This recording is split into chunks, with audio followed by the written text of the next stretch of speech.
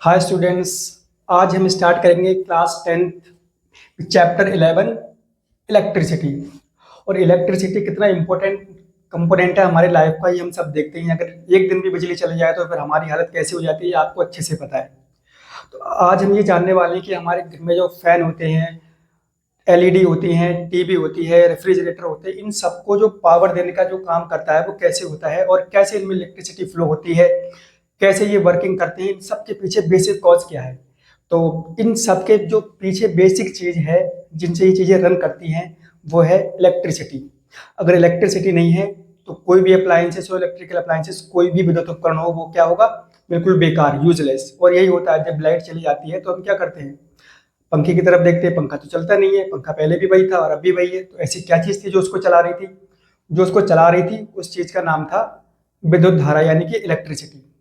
तो हम सबसे पहले यही बात करते हैं कि इलेक्ट्रिसिटी होती क्या है, मगर इससे भी पहले जानना जरूरी है कि इलेक्ट्रिसिटी हमारे घरों तक आती किसके जरिए है। तो आपने देखा होगा हमारे घरों में जो इलेक्ट्रिसिटी आती है वो आती है कुछ वायर्स के जरिए। आपने अपनी गलियों में देखे होंगे, रोड पे देखे होंगे, वायरिंग हमारे इंडिया में तो वैसे भी बहुत होती है। तो अब ऐसी कौन कौन सी चीजें हैं जिनमें इलेक्ट्रिसिटी फ्लो हो जाती है। तो अब हमें ये ध्यान रखना है कि इलेक्ट्रिसिटी के बेस पे मटेरियल्स को जनरली दो भाग में, यानी कि टू पार्ट्स में कैटेगराइज किया गया है। जो भी मटेरियल्स हैं, सबसे पहले वे मटेरियल जिनमें इलेक्ट्रिसिटी इजीली पास हो जाती है। Those materials in which electricity can pass easily are called conductors. ठीक है, वे चीजें जिनमें विद्युत धारा आसानी से प्रवाह हो जाती है उनको हम क्या बोलते हैं, चालक बोलते हैं। कंडक्टर को हम हिंदी में कहते हैं चालक। ठीक है, इसके एग्जाम्पल ले लेते हैं। एग्जाम्पल क्या होगा, आयरन, कॉपर, सिंबल में लिख रहा हूं मैं, ठीक है, एल्यूमिनियम, जिंक, सिल्वर। ठीक है, सिल्वर सबसे बेस्ट एग्जांपल है इलेक्ट्रिसिटी का। अगर हमारे यहाँ इंडिया में सिल्वर के तार होने लग जाए, यानी चांदी के तार होने लग जाए, तो फिर इलेक्ट्रिसिटी का इतना लॉस नहीं होगा। फिर भी हम ज़्यादातर यूज़ करते हैं कॉपर और एल्यूमिनियम की वायरिंग। हमारे घरों में जो बिजली आती है वो एल्यूमिनियम के थ्रू आती है, क्योंकि एल्यूमिनियम थोड़ा चीप ही होता है कॉपर के कंपैरिजन में। और घर में जो इंस्ट्रूमेंट्स होते हैं, आपने पंखे की मोटर देखी होगी और भी कई जगह वायर देखे होंगे जो बेल में लगते हैं, वो सब किसके होते हैं, कॉपर के। ठीक है, अब यहाँ से क्वेश्चन एक ये भी पूछा जा सकता है कि एक ऐसी मेटल का नाम बताओ जो है तो मेटल बट वो क्या है, इंसुलेटर है। Generally metals are good conductor of electricity. आप ये याद रखना अच्छे से कि जितनी भी मेटल्स होती हैं वो ज़्यादातर क्या होती हैं, इलेक्ट्रिसिटी की कंडक्टर होती है, उनमें अच्छे से करंट पास हो जाता है। बट एक मेटल ऐसी भी होती है जिसमें करंट पास बिल्कुल नहीं होता, और उसका एग्जाम्पल है लेड, यानी कि सीसा। पीबी इसका सिंबल होता है। ठीक है, तो it is only the metal which doesn't allow to pass current through them, यानी कि एक ऐसी मेटल है जो अपने में से करंट को पास करने बिल्कुल भी नहीं देती। ठीक है, तो समझ में आया कंडक्टर्स क्या होते हैं। कंडक्टर्स वे मटेरियल है जिनमें से इलेक्ट्रिसिटी आसानी से पास हो जाती है। दूसरी तरफ आते हैं इंसुलेटर। इंसुलेटर यानी कि अचालक पदार्थ। ठीक है, तो अब जैसे पता चल रहा है, चालक का मतलब जिसमें से विद्युत धारा यानी इलेक्ट्रिसिटी पास हो, और अचालक मतलब जिसमें से करंट पास ना हो। इसके अगर हम जनरली एग्जांपल देखें तो हम प्लास्टिक देखते हैं, प्लास्टिक, पेपर, वुड यानी कि लकड़ी। ये तो अब नॉर्मली अगर हम देखें, इनका कंस्टिट्यूएंट्स देखें तो ये सब नॉन मेटल से मिलकर के बने होते हैं, जैसे कि क्लोरीन, ऑक्सीजन, नाइट्रोजन। ये सब क्या है, कार्बन। कार्बन को हमें अच्छे से याद रखना है। ठीक है, कार्बन भूलने वाली चीज नहीं है, कार्बन हमारी लाइफ से बहुत रिलेटेड है। तो कार्बन, ठीक है, ये कुछ एग्जांपल हो गए नॉन मेटल्स के, जो कि क्या है, इंसुलेटर। तो हमें याद रहेगा कि इंसुलेटर्स वो मटेरियल्स हैं जिनमें से इलेक्ट्रिसिटी पास बिल्कुल भी नहीं होती। इसलिए आपने देखा होगा कि जितनी भी तार होते हैं या वायर्स होती हैं उनके ऊपर एक इंसुलेटेड कवर चढ़ाया जाता है, पीवीसी का। पीवीसी क्या है, पीवीसी कार्बन का कंपाउंड होता है जो कि क्या है, इंसुलेटर है। अब इंसुलेटर होने से होता क्या है कि हम सेफ रहते हैं। ठीक है, तो अब इसमें भी एक इसका एक्सेप्शन है, जैसे कि यहाँ पर लेड है, होना तो इसको कंडक्टर चाहिए, बट ये क्या है, इंसुलेटर है। इसी इंसुलेटर्स में भी है एक ऐसा नॉन मेटल्स जो होता तो नॉन मेटल है बट वो करंट को पास करता है। और इसका सबसे बेस्ट एग्जांपल है कार्बन का ही कंपाउंड है, और आप बचपन से उससे लिखते हुए चले आए हो। सबसे पहले आप वही पकड़ते हो कॉपी में। जब छोटे थे आप याद करो, सबसे पहले क्या लिखाते थे? पेंसिल पकड़ना। पेंसिल में क्या होता है? ग्रेफाइट। तो हमें याद रखना है graphite. Graphite is a compound of carbon, ठीक है। और ये क्या करता है? ये कंडक्टर है, मतलब ये इलेक्ट्रिसिटी को पास करता है। आप इसको ट्राई भी कर सकते हैं। अगर आप दो पेंसिल को लेकर के बैटरी से कनेक्ट करें और आगे वाले उनके सिरे में एंड में अगर एक एलईडी बल्ब कनेक्ट करें तो बल्ब ग्लो करेगा। बट एक्चुअल में carbon is a insulator, but it is also conduct electricity in the form of graphite. याद रखना है, कार्बन जब ग्रेफाइट फॉर्म में होगा तभी कंडक्ट करेगा, अदरवाइज नहीं। कार्बन कई सारे फॉर्म में एग्जिस्ट करता है, आप ये केमिस्ट्री में पढ़ोगे, ठीक है। तो ये ध्यान रहा। हमने सबसे पहले क्या सीखा? मटेरियल्स दो पार्ट में कैटेगराइज है, कंडक्टर और इंसुलेटर। कंडक्टर्स क्या होते हैं? जिनमें इलेक्ट्रिसिटी इजीली पास होती है, और इंसुलेटर जिनमें इलेक्ट्रिसिटी पास नहीं होती। अभी तक हमें बेसिकली इतना ही याद रखना है। अब हम बात करते हैं इसके आगे।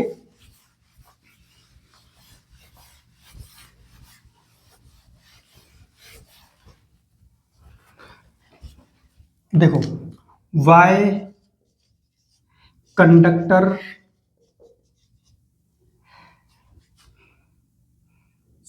कंडक्टर्स पास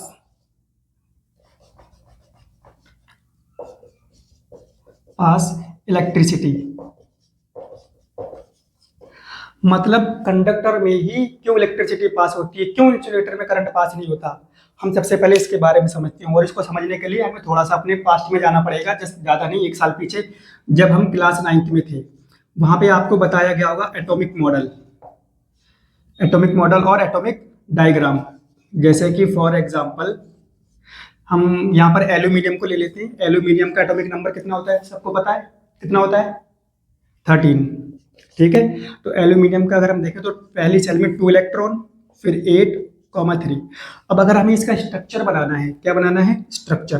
तो हम सबसे पहले इसका न्यूक्लियस बनाते हैं। थोड़ा थोड़ा पुराना भी रिवाइज करते चलेंगे ना, अच्छा रहेगा। पहली सेल में 2 इलेक्ट्रॉन्स, फिर दूसरी सेल में 8 इलेक्ट्रॉन्स, हो गए 1 2 3 4 5 6 7 8। चलो इसी बहाने गिनती भी सीख ली हमने। अब लास्ट जो सेल है उसमें कितने इलेक्ट्रॉन होने चाहिए?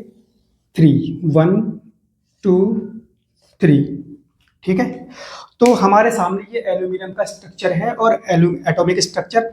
अब इसमें हम ये देख सकते हैं कि एक्चुअल में एल्यूमिनियम के एटम में जो आउटर मोस्ट सेल होती है, यानी कि जो सबसे बाहरी सेल है, उसमें कितने इलेक्ट्रॉन्स है? 1 2 3, यानी कि इसके आउटर मोस्ट सेल में क्या है? 3 इलेक्ट्रॉन्स। और नॉर्मली मेटल्स जो होती हैं अपने इलेक्ट्रॉन दे लूज इजिली, ये अपने इलेक्ट्रॉन आसानी से लूज कर देती हैं। इसीलिए अगर हम एक एल्यूमिनियम के टुकड़े की बात करें, जैसे मान लो it is a piece of wire of aluminium, तो इसमें बहुत बहुत ज्यादा, यानी बिलियंस जिलियंस क्या होंगे? इसमें एटम्स होंगे, और एक एटम से जनरली 3 इलेक्ट्रॉन्स फ्री होने की पॉसिबिलिटी ज्यादा है। तो होता क्या है, इनमें बहुत सारे इलेक्ट्रॉन्स एटम से ही निकलकर इस कंडक्टर के अंदर फ्रीली मूव करने लगते हैं। क्या करने लगते हैं? Freely move. जैसे फॉर एग्जांपल अगर हम बात करें, यहाँ से ये इलेक्ट्रॉन निकल जाए, यहाँ से ये इलेक्ट्रॉन निकल जाए, और यहाँ से ये इलेक्ट्रॉन निकल जाए, तो एक एटम से कितने इलेक्ट्रॉन फ्री हो गए? 3 इलेक्ट्रॉन्स फ्री हो गए। अब हमें यहाँ पर समझना है कौन से इलेक्ट्रॉन, जो इलेक्ट्रॉन्स अपने पेरेंट्स एटम को, ये पेरेंट एटम बोलते हैं जहाँ से कंबाइंड होते हैं, इनको छोड़ देते हैं और वो मेटल के अंदर ही फ्री मूव होते हैं, मतलब फ्रीली मूव करते हैं, उनको हम कहते हैं फ्री इलेक्ट्रॉन्स। याद रखना है, ठीक है, फ्री इलेक्ट्रॉन्स। और जो ये टाइटली बाउंड है न्यूक्लियस से, क्योंकि देखो न्यूक्लियस कैसा है? पॉजिटिव है, तो ये नेगेटिव इलेक्ट्रॉन्स को अपनी ओर होल्ड करके रखेगा। अब ये सेल्स इनके कंपैरिजन में आउटर मोस्ट है, थोड़ी डिस्टेंस भी ज्यादा है। डिस्टेंस के बढ़ने पर जितनी नंबर ऑफ सेल्स बढ़ेंगी, उनके बीच में जो अट्रैक्शन फोर्स है न्यूक्लियस और इलेक्ट्रॉन के बीच में, वो डिक्रीज होता है। सिंपल सी बात है ये। तो अब होता क्या है, ये इलेक्ट्रॉन्स फ्री हो जाते हैं। तो हमें याद रखना है, इसमें एक तो फ्री इलेक्ट्रॉन्स है, और जनरली ये जैसे ये इलेक्ट्रॉन है और ये इलेक्ट्रॉन है, इन्हें बोलते हैं बाउंड इलेक्ट्रॉन, बाउंड इलेक्ट्रॉन्स, ठीक है। तो this is the basic cause to pass the electricity through the metal, क्योंकि जो कंडक्टर्स होते हैं उनमें से इलेक्ट्रॉन, बहुत ज्यादा नंबर ऑफ इलेक्ट्रॉन्स उनमें क्या होते हैं? फ्री होते हैं, और जब फ्री हैं तो वो मूव करने के लिए भी फ्री हैं, तो इसीलिए इनमें से क्या होता है? इलेक्ट्रिसिटी पास हो जाती है। इलेक्ट्रिसिटी क्या होती है ये मैं भी डिस्कस करेंगे आगे चल के। तो आपको ये समझ में आया कि why the metals are good conductor of electricity, याद रहेगा। तो ये इसलिए हमें याद रखना है क्योंकि मेटल्स में फ्री इलेक्ट्रॉन्स होते हैं और इंसुलेटर में फ्री इलेक्ट्रॉन नहीं होते। ये बेसिक रीजन है, याद रखना, ठीक है।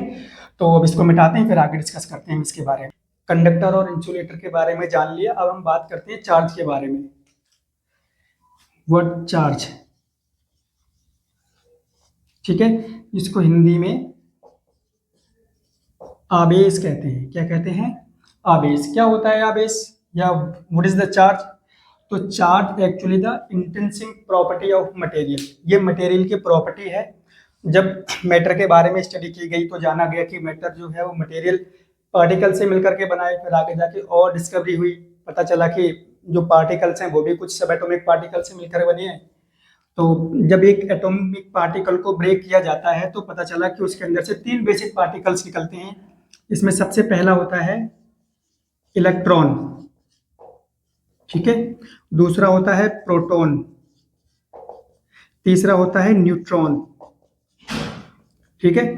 अब इलेक्ट्रॉन्स, जैसे नाम से पता चला, इलेक्ट्रॉन्स का मतलब है नेगेटिव चार्ज, नेगेटिवली चार्ज होते हैं, negatively charged particle.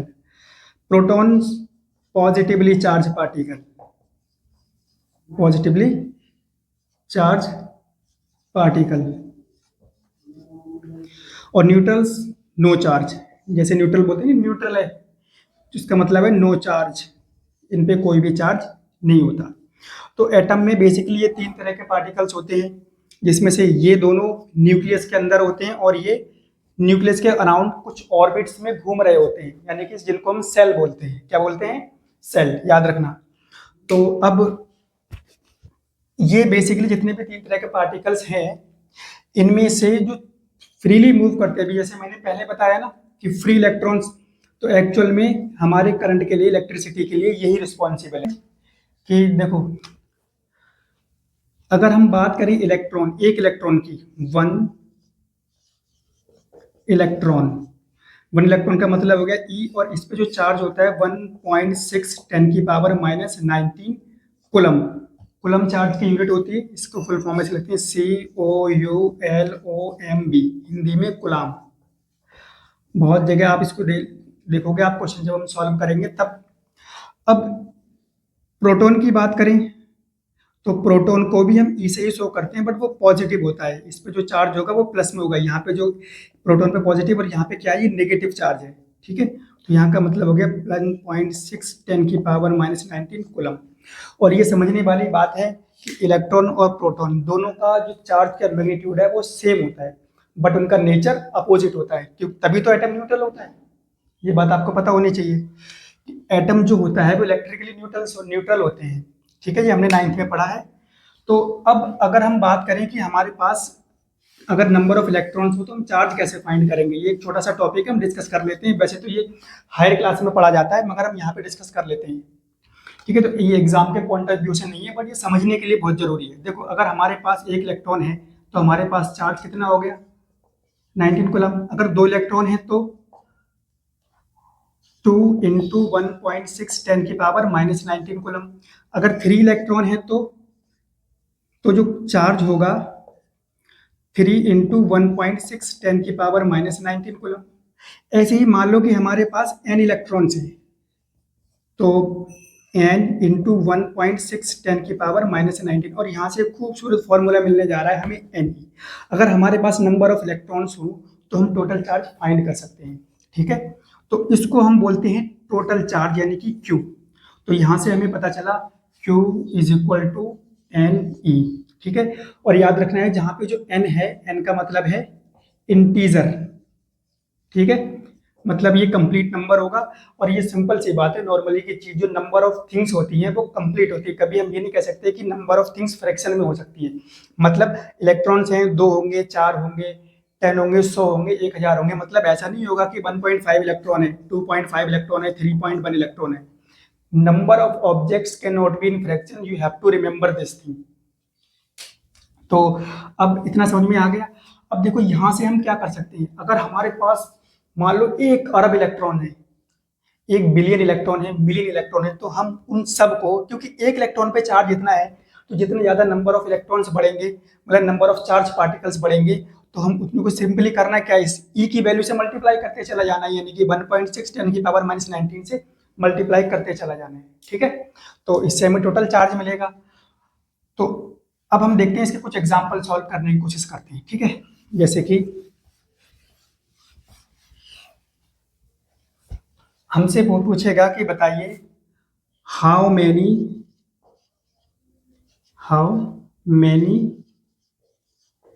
Electrons are there in 1 coulomb.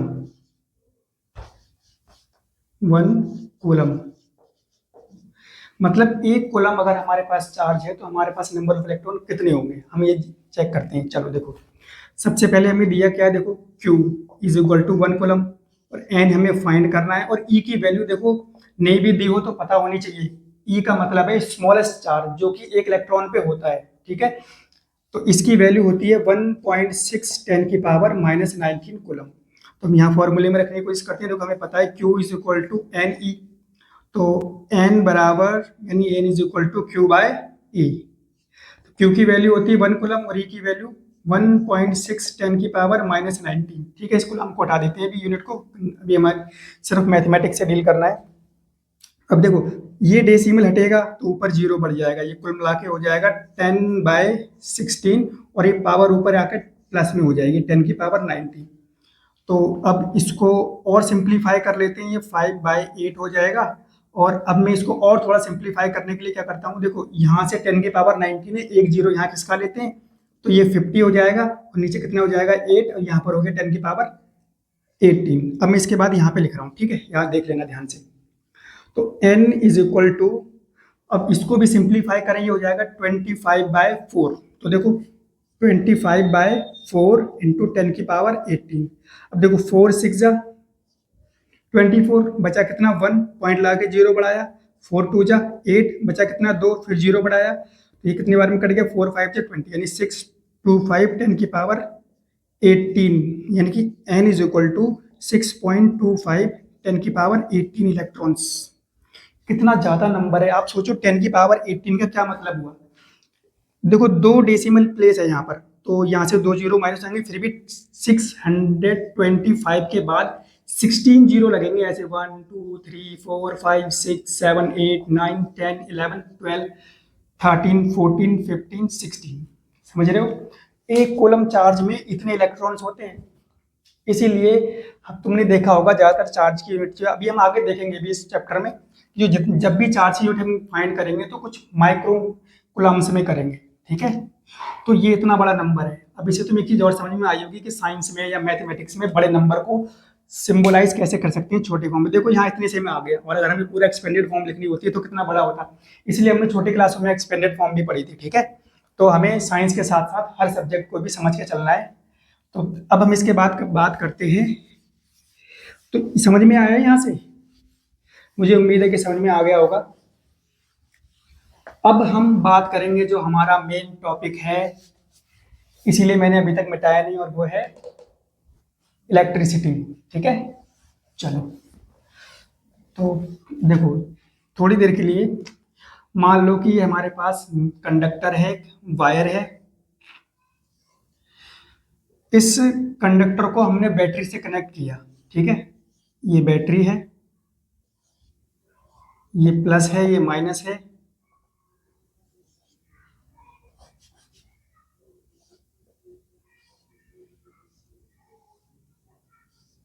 जैसे हमने बैटरी से इसको कनेक्ट किया, और मान लो बैटरी हमारी ऐसे करके है, 12 इस पे लिखा हुआ है। अभी हम 1 बाय 1 करके सिस्टमेटिक चीजें समझते हैं। देखो बैटरी के 2 टर्मिनल होते हैं, बैटरी आप सबने देखी होगी। बैटरी का एक जो टर्मिनल होता है, यानी कि एक एंड होता है, उस पर पॉजिटिव साइन बना होता है, और दूसरे पे नेगेटिव। हम इन्हीं के बीच किसी भी चीज को कनेक्ट करते हैं, वो चाहे बल्ब हो, एलईडी हो, कुछ भी हो, जो भी इंस्ट्रूमेंट है। इसका मतलब है ये प्लस हो गया और ये वाला माइनस हो गया। अब जब ये प्लस और ये माइनस हो गया, ये लगाया किसमें, ये वायर है। अभी हम बेसिकली हम वायर को लेकर के चल रहे हैं, क्योंकि हमें बेसिकली इससे समझना है, फिर आगे चल के हम इसको सबको सिंबलाइज करने वाले हैं। तो अब देखो इसमें बहुत ज्यादा नंबर ऑफ फ्री इलेक्ट्रॉन्स होंगे, होंगे कि नहीं होंगे फ्री इलेक्ट्रॉन्स। ठीक है। अब जैसे ही ये वाला एंड नेगेटिव हुआ, इलेक्ट्रॉन ऑटोमेटिकली अपने आप में क्या है, नेगेटिवली चार्ज है। तो अब इनको क्या लगेगा, यहाँ से धक्का लगेगा इधर की ओर।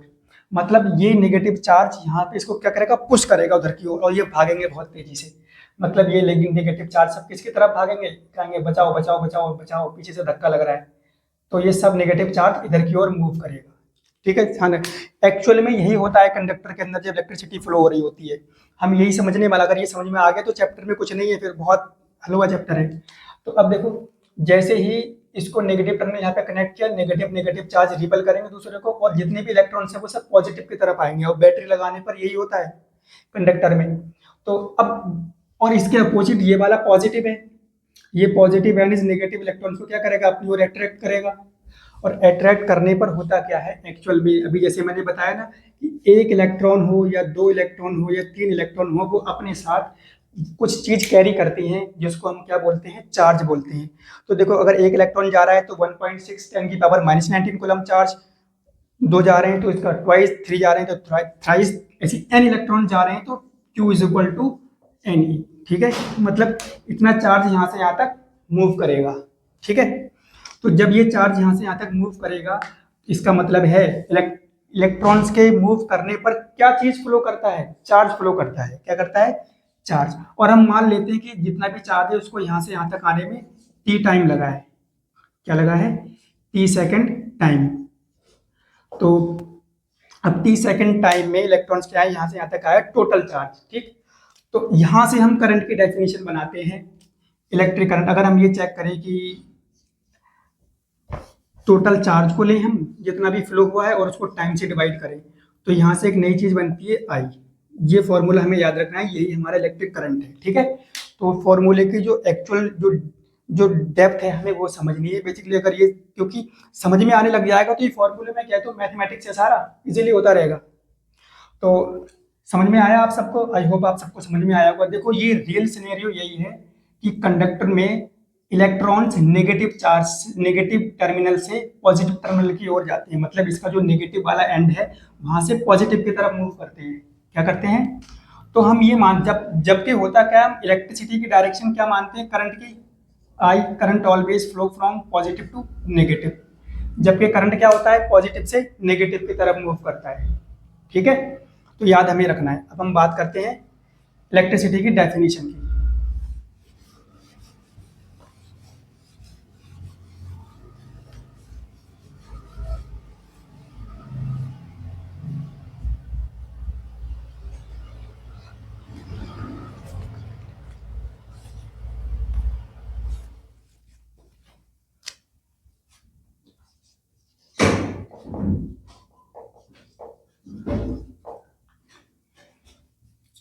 इलेक्ट्रिसिटी मतलब विद्युत धारा। ठीक है, विद्युत धारा। तो इलेक्ट्रिसिटी की डेफिनेशन है, जैसे अभी मैंने तुमको लिख के बताया था, electricity I is equal to Q by T. इसकी सिंपल डेफिनेशन आपके बुक में भी मिल जाएगी। इसका मतलब है rate of charge flow. The rate of charge flow per unit time is called electricity. ठीक है, तो ये फॉर्मूला हमें याद रखना है। अब हम बात करते हैं इसकी यूनिट की। चार्ज की यूनिट मैंने क्या बताई थी, कूलम होती है, टाइम की क्या होती है, सेकंड। तो ये तो चार्ज की यूनिट कूलम पर सेकंड ऐसे डिफाइन, बट हमें बात करनी है एसआई यूनिट्स की। अभी मैं तुम्हें एसआई यूनिट केवल करंट की सिस्टमेटिकली बता रहा हूँ इस फॉर्मूले के अकॉर्डिंग, बट एक्चुअल में एसआई यूनिट करंट की जो होती है वो मैग्नेटिज्म में डिफाइन की जाती है। जब हम 12th में होंगे तब इसके बारे में तुम्हें बताऊंगा, अभी फिलहाल आप इतना ही समझो। तो देखो, आई इज इक्वल टू क्या हो, अगर Q is equal to 1 coulomb of charge किसी भी टर्मिनल, किसी भी कंडक्टर में एक टर्मिनल दूसरे टर्मिनल तक 1 सेकेंड में फ्लो होगा, तो हम यहां से बोलेंगे I is equal to 1/1 coulomb per second. तो 1/1 कूलम पर सेकेंड को हम क्या बोलेंगे, 1 एम्पियर। ठीक है, एम्पियर इनका पूरा नाम था एंड्रे मैरी एम्पियर। तो उनके होनर में इसके करंट की यूनिट बनाएगी 1 एम्पियर। ठीक है, तो हमें याद रखना रहेगा कि 1 ampere is equal to 1 coulomb per second. तो कहते हैं कि अगर किसी भी बैटरी को लगाने पर 1 एम्पियर का करंट फ्लो हो रहा है, तो इसका मतलब है कि 1 सेकेंड में 1 कूलम ऑफ चार्ज क्या हो रहा है, फ्लो हो रहा है।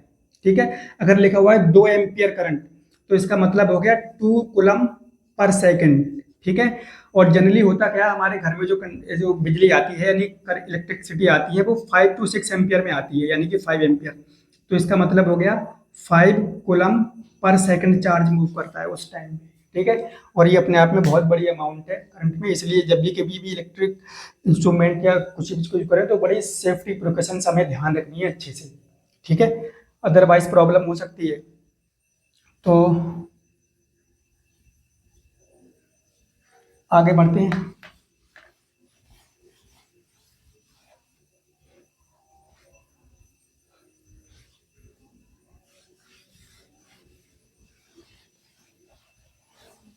देखो कुछ एग्जांपल लेते हैं इसके। क्वेश्चन मान लो इस तरीके से आ सकता है कि 2 एम्पियर का करंट किसी कंडक्टर में 10 मिनट के लिए फ्लो होता है, ठीक है। तो बताओ कि उसमें कितना चार्ज फ्लो होगा।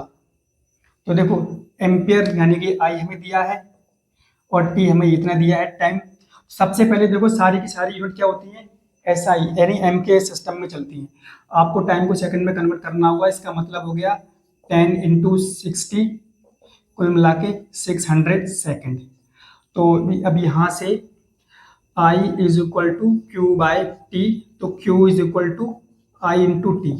तो देखो Q की वैल्यू क्या है, 2 इंटू 600 का मतलब हो गया 1200 कूलम ऑफ चार्ज, ठीक है। ऐसे करके ऐसे कुछ क्वेश्चन बहुत सारे आएंगे और हम वन बाय वन एनसीईआरटी के सारे क्वेश्चन भी सॉल्व करेंगे, ठीक है। तो आपको ये इतना समझना है प्रॉब्लम कहाँ आती, प्रॉब्लम आती है ये पहचानने में कि हमें क्वेश्चन में गिवन क्या है और हमें फाइंड करना था, ठीक है। अगर आपने ये सीख लिया तो कुछ नहीं है इन क्वेश्चंस में, बहुत इजीली क्वेश्चन है। तो वीडियो के अगले सेकंड में हम ये जानेंगे कि क्यों चार्ज किसी कंडक्टर में, अब तक देखो हमने इतना तो सीखा ना, हमने ये सीख लिया कि इसमें अगर एक बैटरी को कनेक्ट करो, अभी बैटरी भी मैंने ऐसी जनरली बनाई है, हम बाद में इसको सबको सिंबलाइज करेंगे, ये पॉजिटिव है ये नेगेटिव है ये पॉजिटिव है। जैसे ही हम बैटरी कनेक्ट करते हैं तो यानी कि चार्ज नेगेटिव टर्मिनल से पॉजिटिव टर्मिनल की ओर आता है, बट एक्चुअल में आप याद रखना कि करंट की डायरेक्शन हम पॉजिटिव से नेगेटिव मानते हैं। उसके पीछे रीजन है क्योंकि जब करंट मॉडल आया था यानी इलेक्ट्रिसिटी के बारे में एक्सप्लेनेशन दिया जा रहा था, तब इलेक्ट्रॉन की डिस्कवरी नहीं हुई थी, तब पता ही नहीं था कि नेगेटिव चार्ज होता है। तो लोगों ने यही माना उस समय के जो साइंटिस्ट थे कि सिर्फ पॉजिटिव चार्ज है ये मूव कर रहा है, बट रियलिटी क्या है, reality number of free electrons है, ठीक है। तो ये हमेशा याद रखना है। अगले चैप्टर में हम डिस्कस करेंगे ओम्स लॉ, इलेक्ट्रिक सर्किट और उसके कंपोनेंट्स क्या क्या होते हैं।